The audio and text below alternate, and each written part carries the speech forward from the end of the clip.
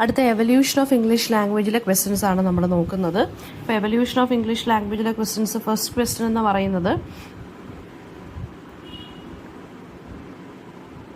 Language families എന്തൊക്കെയാണെന്ന് ചോദിച്ചിട്ടുണ്ട്. Language families എന്ന് പറയുമ്പോൾ ഇതും 2023-2024 ക്വസ്റ്റ്യൻ പേപ്പേഴ്സ് ആണ് ഡിസ്കസ് ചെയ്യുന്നത്. ലാംഗ്വേജ് ഫാമിലീസ് എന്ന് പറയുമ്പോൾ ഗ്രൂപ്പ്സ് ഓഫ് റിലേറ്റഡ് ലാംഗ്വേജസ്, ഒരു കോമൺ ആൻസസ്റ്റർ ലാംഗ്വേജിൽ നിന്ന് ഇവോൾവ് ആയിട്ടുള്ള ബാക്കി ലാംഗ്വേജസിനെയാണ് ലാംഗ്വേജ് ഫാമിലീസ് എന്ന് പറയുന്നത് കേട്ടോ. Group of related languages. ഇപ്പം major languages that developed from ജർമേനിക്കിൽ നിന്ന് വന്ന മേജർ ലാംഗ്വേജസ് ഇംഗ്ലീഷ് വരുന്നുണ്ട്, ജർമ്മൻ വരുന്നുണ്ട്, Dutch, Swedish, Danish, Norwegian and Icelandic. പിന്നെ ഏത് ജർമ്മേനിക് ഗ്രൂപ്പിൽ നിന്നാണ് അല്ലെങ്കിൽ ഏത് ബ്രാഞ്ചിൽ നിന്നാണ് ഇംഗ്ലീഷ് ഇവോൾവ് ആയെന്ന് ചോദിച്ചാൽ വെസ്റ്റ് ജർമ്മേനിക്കിൽ നിന്നാണ് കേട്ടോ.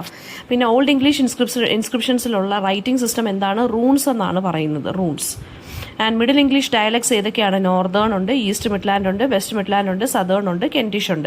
എന്താണ് ഇൻഫ്ലക്ഷൻ? ഒരു grammatical change in A word, അതായത് ടെൻസിനെ കാണിക്കാനോ കേസിനെ കാണിക്കാനോ മൂഡ് അല്ലെങ്കിൽ നമ്പറിനെ കാണിക്കാനായിട്ട് ഒരു വേർഡിന്റെ ഗ്രാമറിൽ ഉണ്ടാകുന്ന മാറ്റങ്ങളെയാണ് ഇൻഫ്ലക്ഷൻ എന്ന് പറയുന്നത്. ഇപ്പോൾ ഒരു വേർഡിന്റെ തന്നെ അവസാനം ED, ES, N, EN എന്നൊക്കെ വരത്തില്ലേ, അതാണ് ഇൻഫ്ലക്ഷൻ എന്ന് പറയുന്നത്. ഗ്രാമാറ്റിക്കൽ ജെൻഡർ എന്ന് വെച്ച് കഴിഞ്ഞാൽ നൗണിനെ നമുക്ക് മസ്കുലൈൻ, ഫെമിനൈൻ ആയിട്ടും ന്യൂട്രായിട്ടും എന്താണ് ക്ലാസിഫൈ ചെയ്യുക, അതാണ് ഗ്രാമാറ്റിക്കൽ ജെൻഡർ. അതായത് ലയൺ, ലയണസ് അങ്ങനെയുള്ള കാര്യങ്ങൾ. പിന്നെ റിസീവ്ഡ് പ്രൊനൗൺസിയേഷൻ അല്ലെങ്കിൽ RP എന്ന് വെച്ചാൽ എന്താ? ബ്രിട്ടീഷ് ഇംഗ്ലീഷിന്റെ സ്റ്റാൻഡേർഡ് ആക്സെന്റിനെയാണ് നമ്മൾ RP അല്ലെങ്കിൽ റിസീവ്ഡ് പ്രൊനൗൺസിയേഷൻ എന്ന് പറയുന്നത്. അത് അപ്പർ ക്ലാസ് അല്ലെങ്കിൽ എഡ്യൂക്കേറ്റഡ് ആളുകളുമായിട്ട് അസോസിയേറ്റഡ് ആണ്. ഡോക്ടർ ജോൺസൺസ് ഡിക്ഷണറി എന്ന് പറഞ്ഞത് 1755 വന്നത്. The first comprehensive English dictionary by Samuel Johnson. പിന്നെ എന്താണ് യൂഫീമിസം? യൂഫീമിസം എന്ന് വെച്ചാൽ ഇൻഡയറക്റ്റ് ആയിട്ട് അല്ലെങ്കിൽ നമ്മളൊരു വേർഡിനെ അല്ലെങ്കിൽ ഫ്രേസിനെ ഹാർഷായിട്ട് അല്ലെങ്കിൽ അൺപ്ലസന്റ് വണ്ണിന് പകരം യൂസ് ചെയ്യുന്നു. അതായത് ഇപ്പോൾ മരിച്ചു ഡൈഡ് എന്ന് പറയുന്നതിന് വരെ നമുക്ക് പാസ്ഡ് അവേ എന്ന് പറയാം, അതാണ് യൂഫീമിസം. അതായത് ഒരു indirect word or phrase use to replace a harsh അല്ലെങ്കിൽ അൺപ്ലസന്റ് ആയിട്ടുള്ള വേർഡ്. ഓൾഡ് ഇംഗ്ലീഷ് എന്ന് പറയുമ്പോൾ ഏർലിയസ്റ്റ് ഫോം ഓഫ് എന്താ പറയുക ഇംഗ്ലീഷാണ്. 450 to 1100 AD വന്നത്. Heavily influenced by Latin. പിന്നെ ജർമേനിക് റൂട്ട്സ് ഉണ്ട്. ഒരു കോംപ്ലക്സ് ഗ്രാമർ സിസ്റ്റമാണ് അതിനുള്ളത്. പിന്നെ ഞാൻ എൻ്റെ ഓഡിയോസിൽ തന്നെ പറഞ്ഞിട്ടുണ്ട് ഓൾഡ് ഇംഗ്ലീഷിനെ കുറിച്ച്. പിന്നെ മോഡേൺ ഇംഗ്ലീഷ് ആൽഫബറ്റിൻ്റെ ഡെവലപ്മെൻറ്റ് ചോദിച്ചിട്ടുള്ളത്. ലാറ്റിൻ ആൽഫബറ്റിൽ നിന്ന് ഓൾഡ് ഇംഗ്ലീഷിന് പിന്നെ എന്താണ് കുറേ ഇൻഫ്ലുവൻസസ് വന്നിട്ടുണ്ട്. ലേറ്റർ മോഡിഫിക്കേഷൻസ് നോർമൻ പീരീഡിലും റെനസൻസ് പീരീഡിലും ഹാപ്പൻ ചെയ്തു. ഉംലോത്ത് എന്ന് വെച്ച് കഴിഞ്ഞാൽ എന്താണ്? അല്ലെങ്കിൽ ഉംല എന്ന് വെച്ച് കഴിഞ്ഞാൽ ഒരു ലിംഗ്വിസ്റ്റിക് ഫിനോമിനാണ്. ഒരു വൗവൽ സൗണ്ട് അതിൻ്റെ തൊട്ടടുത്ത് കിടക്കുന്ന വൗവലിൻ്റെ സൗണ്ട് കൊണ്ട് ഇൻഫ്ലുവൻസ്ഡ് ആയി മാറുമ്പോഴാണ് നമുക്ക് ഉംലോ അല്ലെങ്കിൽ ഉംലോത്ത് കിട്ടുന്നത്. ഫൂട്ട് എന്ന് പറയുന്നത് ഫീറ്റ്, അതാണ് എക്സാമ്പിൾ എന്ന് പറയുന്നത്. കെൽറ്റിക് ഇൻഫ്ലുവൻസ് ഓൺ ഇംഗ്ലീഷ് എന്ന് പറയുമ്പോൾ ലിമിറ്റഡ് ഇൻഫ്ലുവൻസ് ആണ്. പക്ഷേ പ്ലേസ് നെയിംസിൽ അല്ലെങ്കിൽ ചില ഗ്രാമാറ്റിക് സ്ട്രക്ചേഴ്സിൽ ഒക്കെ നമുക്കിത് റിഫ്ലക്റ്റഡ് ആയിട്ട് കാണാൻ സാധിക്കുന്നുണ്ട് കെൽറ്റിക് ഇൻഫ്ലുവൻസ്.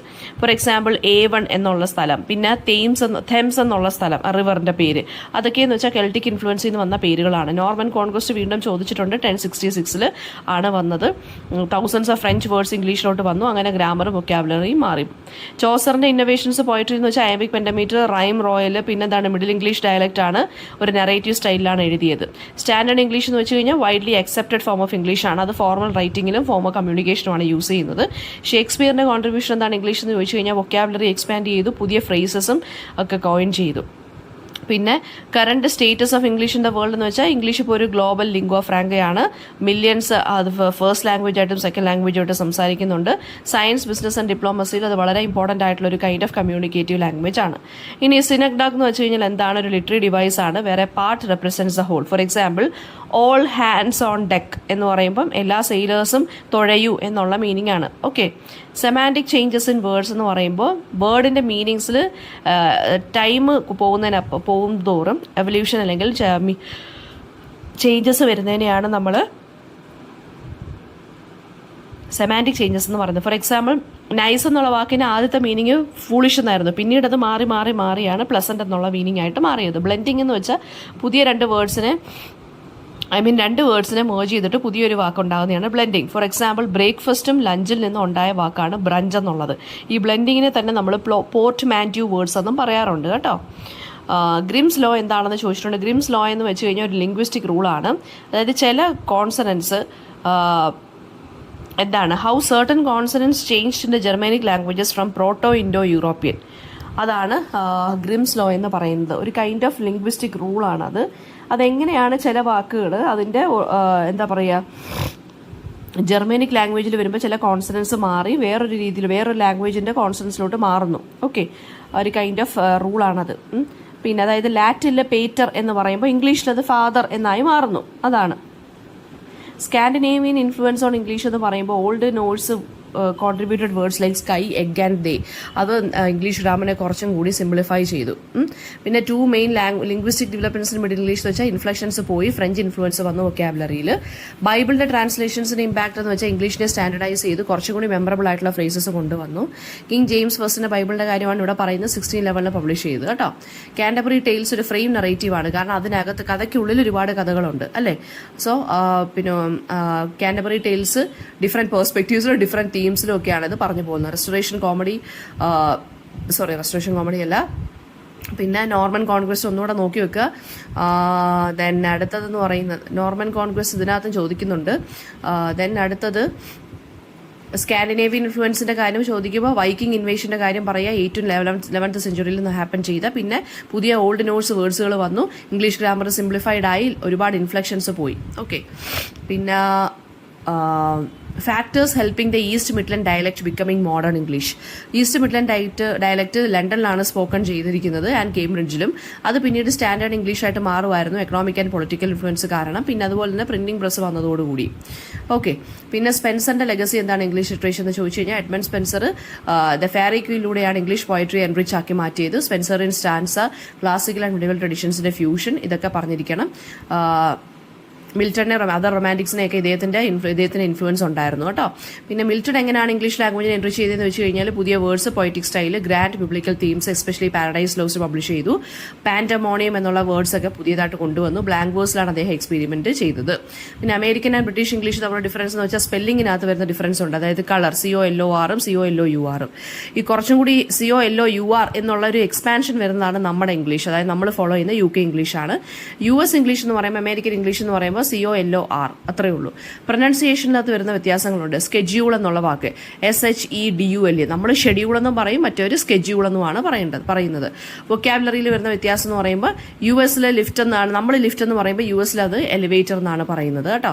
ഗ്രാമറിനകത്തെന്ന് പറയുമ്പം ഈ ഗോട്ടൻ, ഗോണ എന്നിങ്ങനെയുള്ള വാക്കുകളുണ്ടല്ലോ, നമ്മൾ ഗോട്ട് എന്നൊക്കെയുള്ള കറക്റ്റ് ആയിട്ടാണ് പ്രൊനൗൺസ് ചെയ്യുന്നത് അല്ലെങ്കിൽ പറയുന്നത്.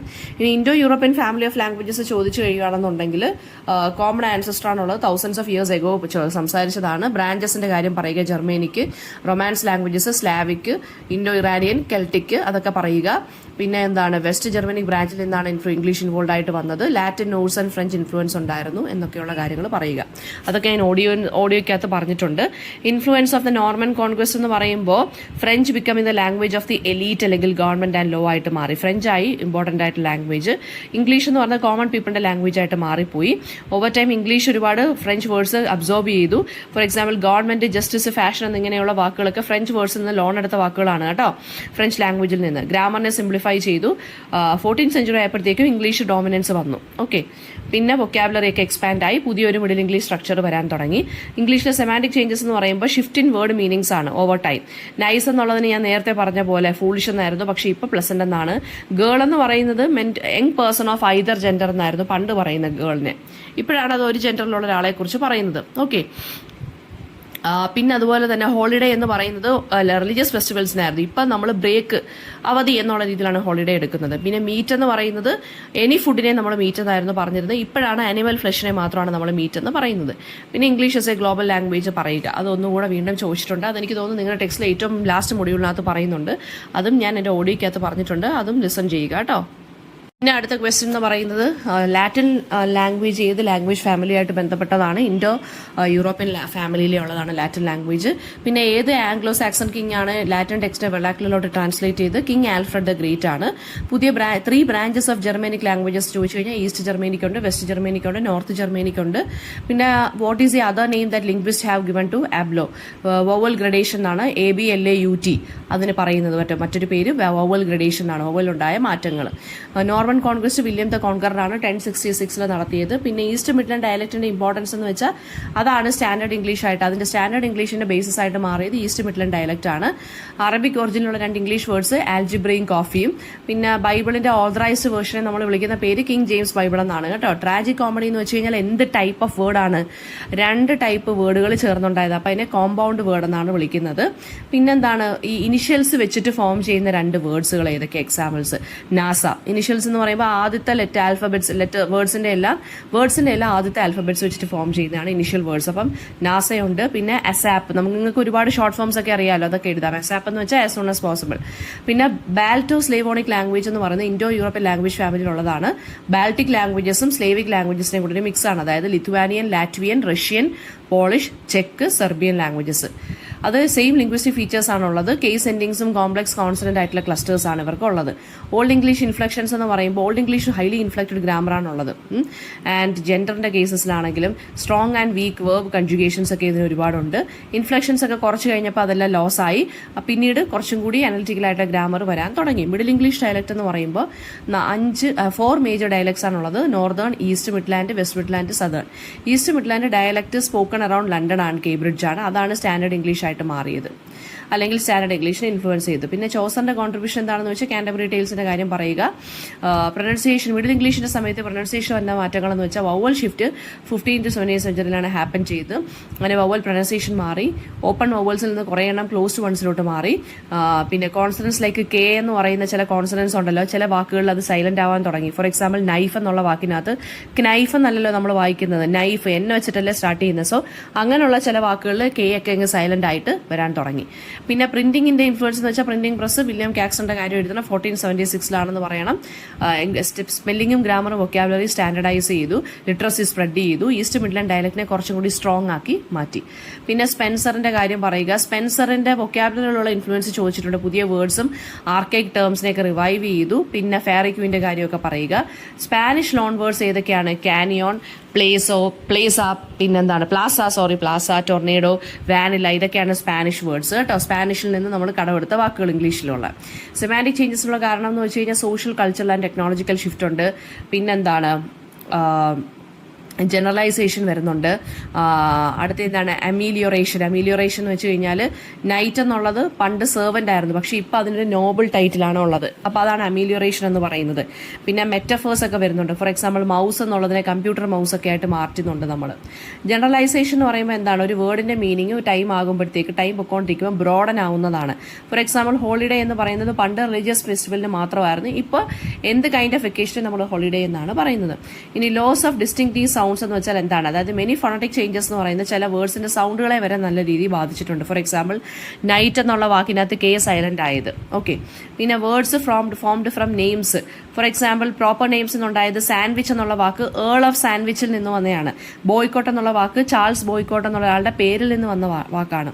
ഷോർട്ടനിങ് എന്ന് വെച്ചാൽ വേർഡ്സിനെ റെഡ്യൂസ് ചെയ്യുക, പക്ഷേ അതിന്റെ മീനിങ് കറക്റ്റ് ആയിരിക്കും. ഫോർ എക്സാമ്പിൾ ഫോൺ എന്നുള്ളത് ടെലിഫോണിന്റെ ഷോർട്ടൻഡ് വേർഷനാണ്. ഫ്രിഡ്ജ് എന്നുള്ളത് റെഫ്രിജറേറ്ററിന്റെ ഷോർട്ടൻഡ് വേർഷനാണ്. കറക്റ്റ്, പക്ഷേ മീനിങ് സെയിം തന്നെയായിരിക്കും. ബ്ലെൻഡ് എന്ന് വെച്ചാൽ എന്താണ്? രണ്ട് വേർഡ്സിനെ കമ്പൈൻ ചെയ്ത് പുതിയൊരു വേർഡ് ഉണ്ടാക്കുന്നു. എക്സാമ്പിൾ ബ്രഞ്ചും സ്മോഗ് എന്ന് പറയുന്ന സ്മോക്കും ഫോഗും കൂടി കമ്പൈൻ ചെയ്തതാണ്. ഇന്റേണൽ ലോൺസ് എന്ന് വെച്ച് കഴിഞ്ഞാൽ എന്താണ്? സെയിം ലാംഗ്വേജിന്റെ തന്നെ ഓൾഡർ വേർഷനിൽ നിന്ന് വേർഡ്സ് ബോറോ ചെയ്തെടുക്കുന്നത്, അതാണ് ഇന്റേണൽ ലോൺസ്.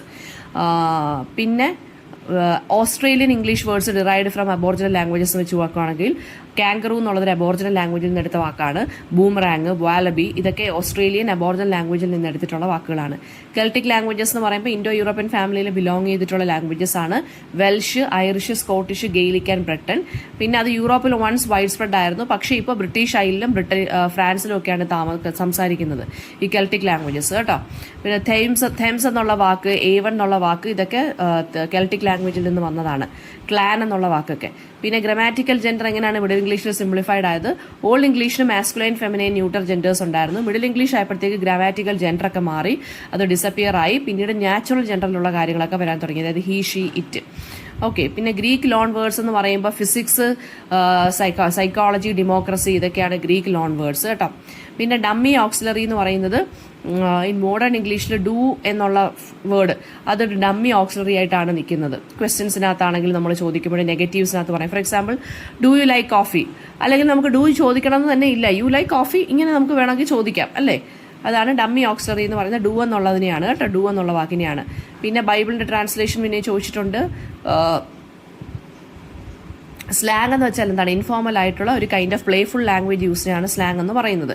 ഫോർ എക്സാമ്പിൾ നമ്മളിപ്പം the dress is looking so cool എന്ന് പറയുമ്പോൾ എന്താണ്? കൂൾ എന്ന് വെച്ചാൽ ഗ്രേറ്റ് എന്നാണ് സ്ലാങ് വേർഡ്സ്. പിന്നെ അമ്യൂലിയറേഷനും ഡിറ്റോറേഷനും തമ്മിലുള്ള ഡിഫറൻസ് വെച്ചിട്ടുണ്ട്. അമ്യൂലിയറേഷൻ എന്ന് വെച്ചാൽ ഒരു വേർഡിന്റെ മീനിങ്ങിനെ ഇംപ്രൂവ് ആവുകയാണ്. നൈറ്റ് എന്നുള്ളത് പണ്ട് സെർവന്റ് എന്നായിരുന്നു മീനിങ്, ഇപ്പോൾ കുറച്ചുകൂടി നോബിൾ ആയിട്ടുള്ളൊരു മീനിങ് ആണ്.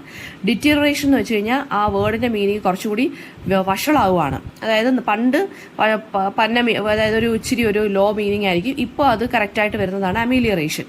അതായത് ഡെറ്ററേഷൻ എന്ന് വെച്ച് കഴിഞ്ഞാൽ എന്താണ്? നല്ല മീനിങ് ആയിരുന്ന വേർഡ് പന്ന ഒരു വേർഡിലോട്ട് പോകുന്നു. ഫോർ എക്സാമ്പിൾ സില്ലി എന്നുള്ളത് പണ്ട് ഹാപ്പി എന്നായിരുന്നു പറയുന്നത്, ഇപ്പോൾ അത് ഫൂളിഷ് എന്നായി മാറി.